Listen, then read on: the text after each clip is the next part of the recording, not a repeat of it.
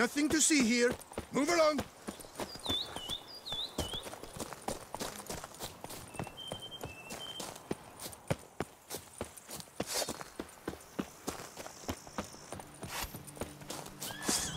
Sounds like a fight. Have to hurry.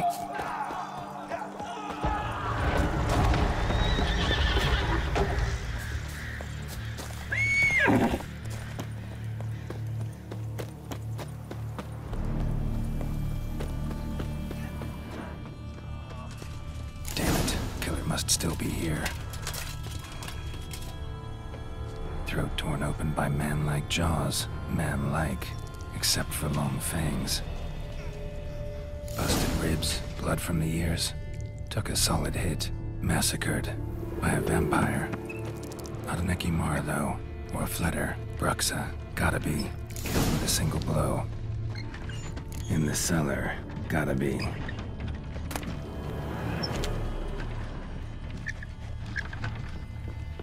Footprints. Small, bare feet. Lead deeper into the cellar. Fell down the stairs, broke his neck.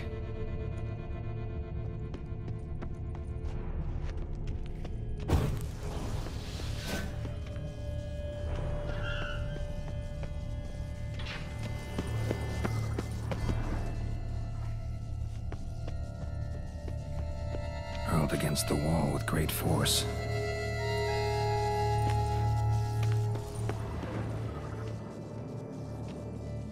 Took a lot of strength to batter this down. Used this to batter down the grate.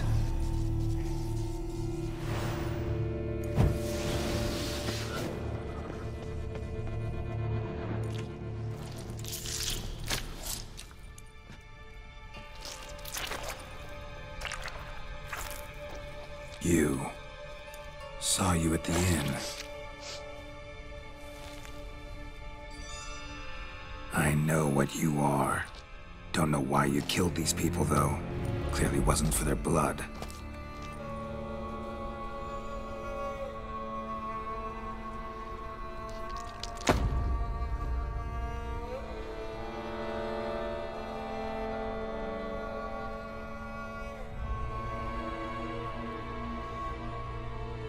We don't have to fight.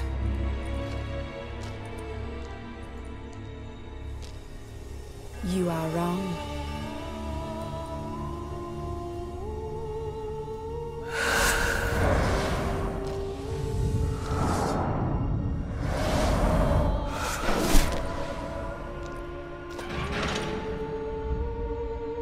I cannot let you leave.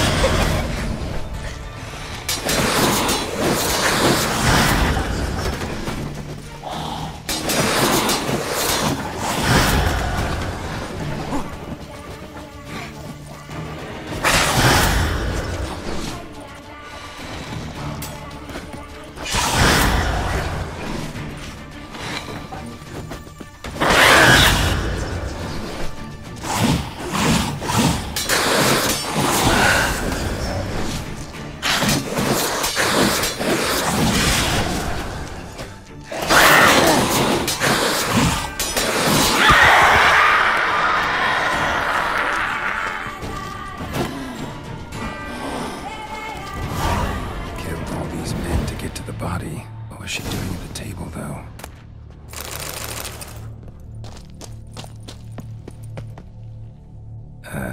Stinks. Waterlogged. Both hands amputated. Body was quartered just as I thought. Laid in water for some time. Head swollen, and something took a few bites out of it. Something in the throat. A pouch, bulging with coins. Nilfgaardian florins, from several different provinces. If the murderer did this, means we're dealing with a sentient thinking beast.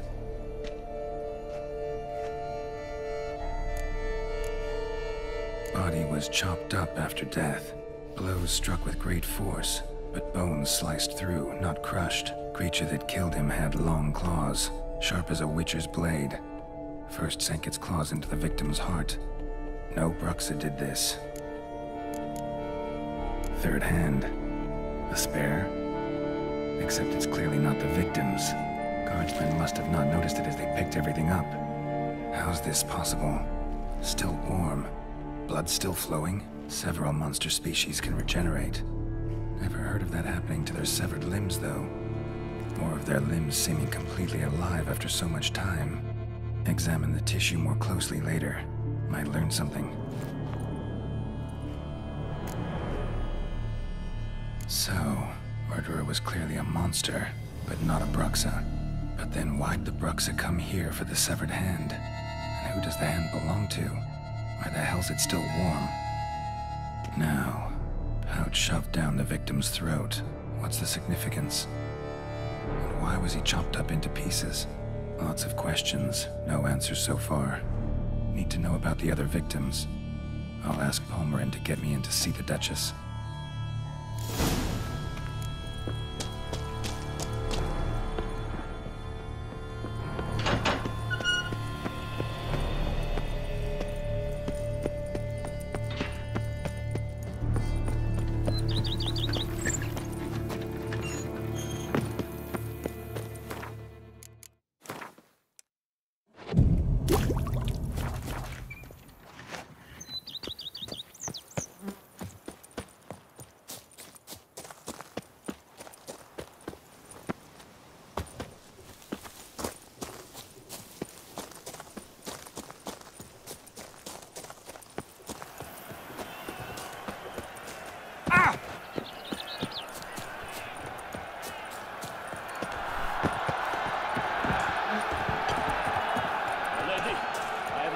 Wish to fight fiercely in your name.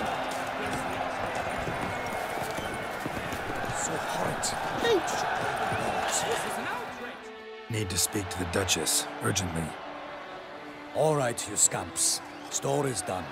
Go find your parents. But Sir Palmerin, what about the story of Riddick and the dragon? A tale's for another time. But take a good look at the man who stands before you now. This is Geralt of Rivia, the master witcher who lent his valiant hand to the defeat of the giant Goliath. Master Witcher, is it true virtue always trumps villainy?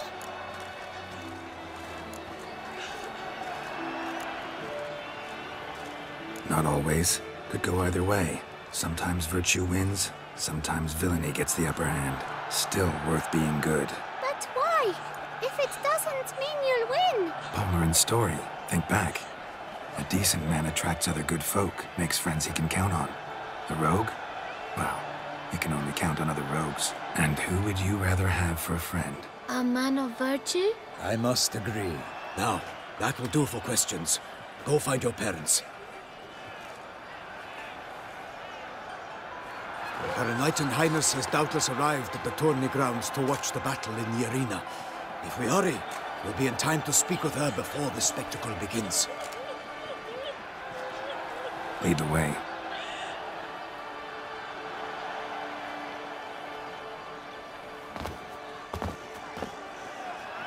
Who's fighting?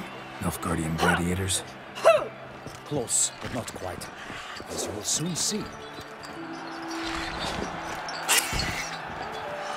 Someone's gonna fight a Shaelmaar? With some bells on its tail to confuse it, slow it down? Whatever is the problem? The beast is a gift from the Emperor, no less.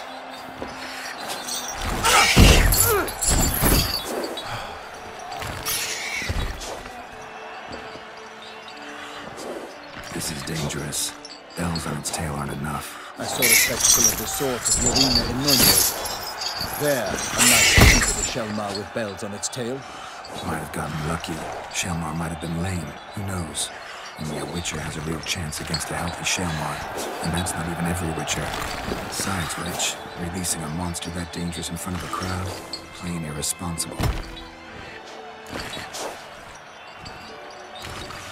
Let's go.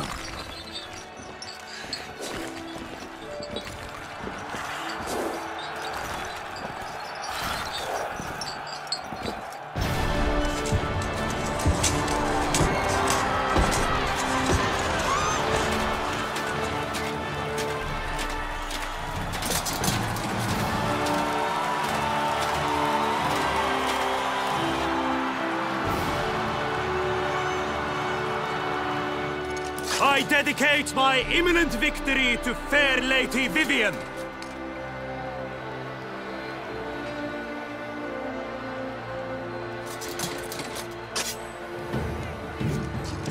It's begun.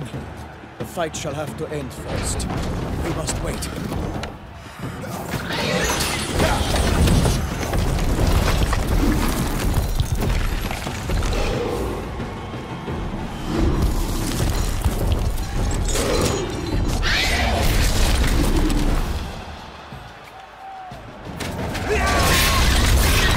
Got a bad feeling about this.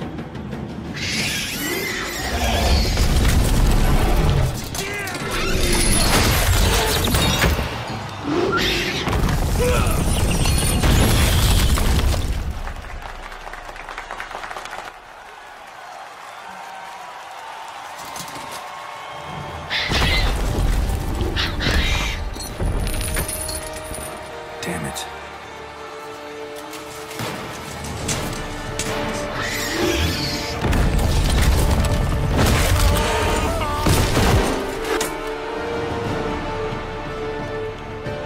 We have to help him.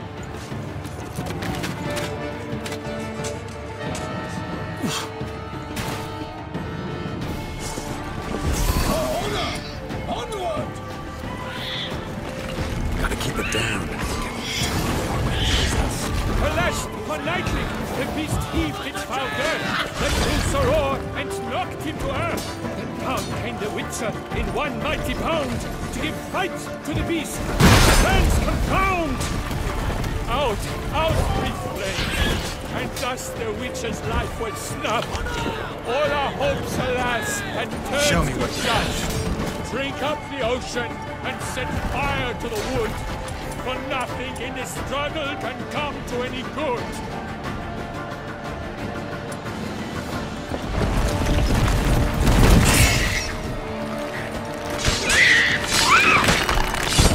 The fate of the beast has been weighed by the gods. Soon the Witcher shall triumph against all odds.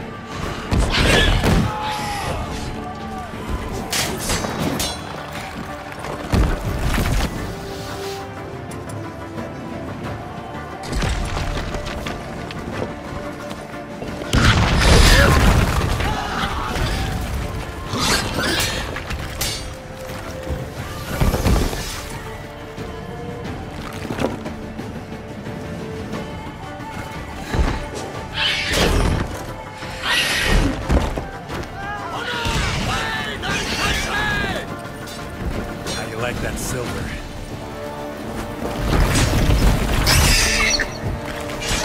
The Witcher waited till the time was true, then twirled, danced, and spun, struck the monster right through. Like a bow leaves at the love's first spurt, so to move the Selma that its foul heart turned.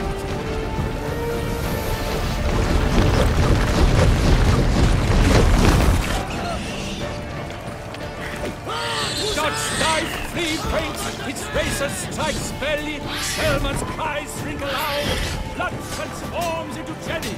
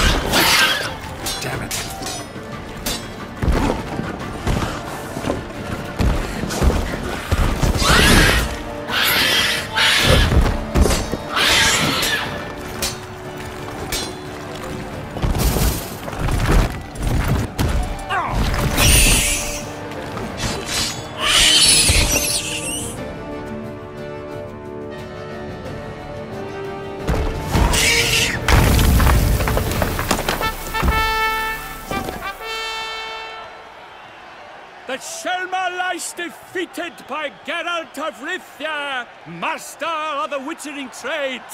Behold, as the last gasps of life seep from the beast.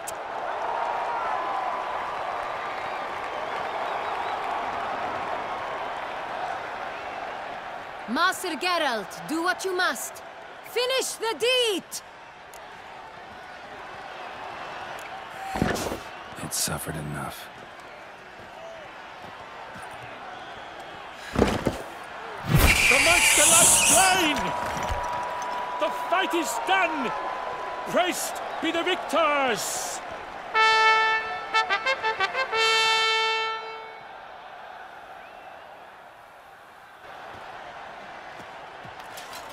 Guillaume. The lad came damned close to dying. I'm fine. Not hurt at all. Vivienne? Smile as befits a hero and keep silent. Speech clearly pains you. She approaches.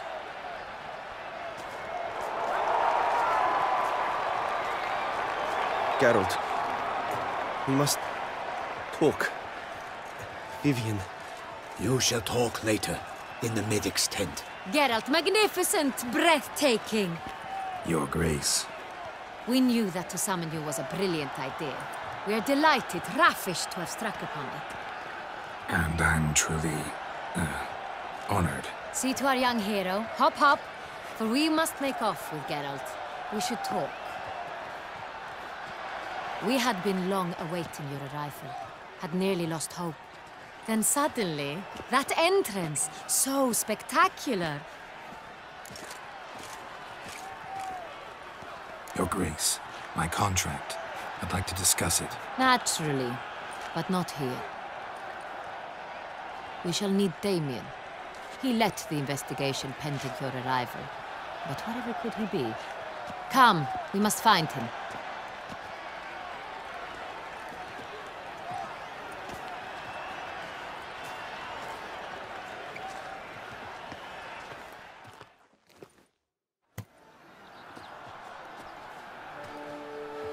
Tell us, have you come alone? Or did Viscount Julian accompany you? Wish to see Dandelion, Your Grace? Yes. I mean, no. Yes. But solely to tell him we regret. Yes, deeply regret rescinding the death sentence we so justly handed down upon him. If we could turn back time, we would make certain he sat in a tower till he rotted. No, we would ensure he was broken on the wheel, then drawn, hanged, and quartered.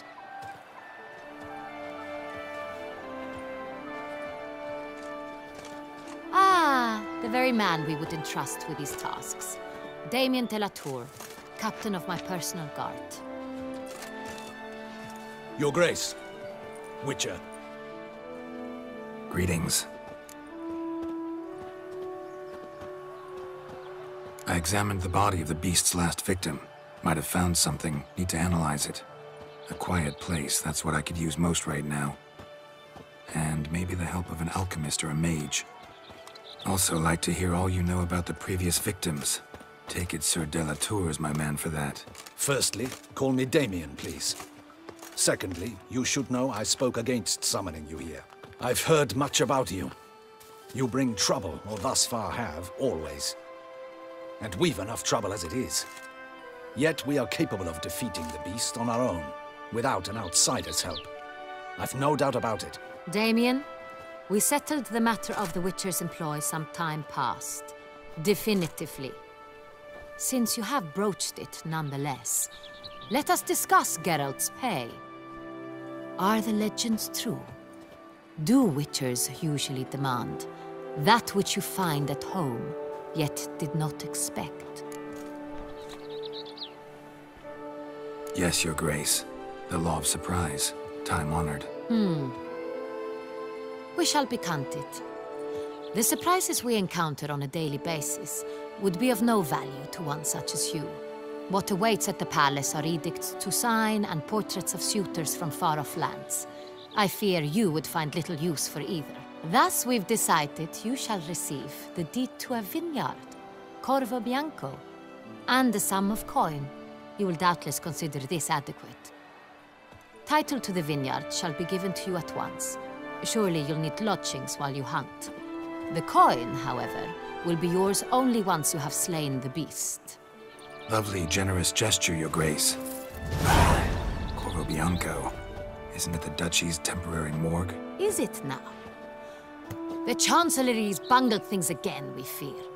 Not to be left unsupervised for one instant. Yet, in its mood, a morgue should present minimal problems to a Witcher.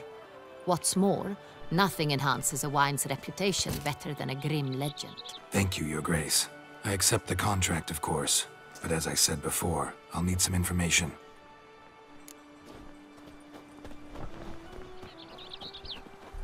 How'd it start? Who was the first victim? Crespi was the first to die. He was famed once for his many glorious tournament victories. Then he grew old, hung up his sword, and took to winemaking. Crespi was not loved by the wine merchants. He was ruthless in business and thought to cheat many a time. He asked us for a dispensation from all court ceremonies. We did not grant it. He could not. Once you've taken the oath of a knight, you remain a knight till death. How'd he die? Where'd they find the body? Quite unusual, the circumstance. He was at a feast when suddenly one of his fellow feastgoers noticed he was missing. The town watch found him an hour later. On his hands and knees, propped against the town pillory, his sword hanging from his neck. He had died of wounds inflicted with claws, not a weapon. Blows of great force. So he died suddenly, but the body was on its knees, meaning someone posed it. So it seems.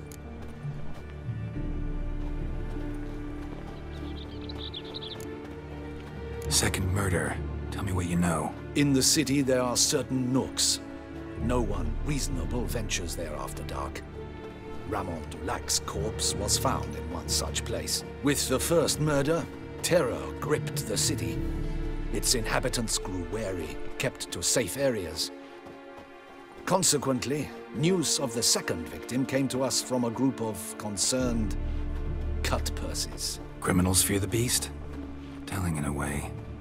Take it you've excluded the possibility that Ramon died at the hands of these bandits. Do you believe me, an amateur?